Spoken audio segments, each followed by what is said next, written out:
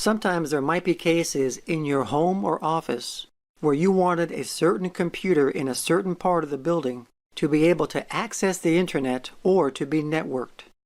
And for whatever reason, network cabling or Wi-Fi just wasn't an option in that part of the building. Maybe because of difficulties in the structure of the building or interference or whatever. So another 1901 standard gave the ability to network using the existing electrical system of the building.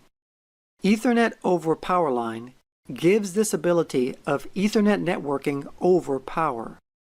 So for example, let's say you needed this computer up here to be able to access the internet, but for some reason you can't get any network cables or any Wi-Fi signal to reach that computer. So in this case, we're going to use Ethernet over power. So we're going to need a couple of power line adapters like these.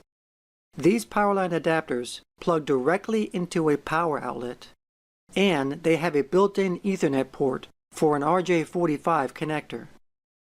So one of them plugs into the power outlet next to this computer up here, and then you will connect an Ethernet cable from the network port of the computer and the other end into the power line adapter's Ethernet port.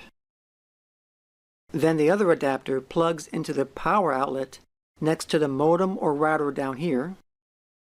Then you would plug an Ethernet cable from the modem or router to the power line adapter.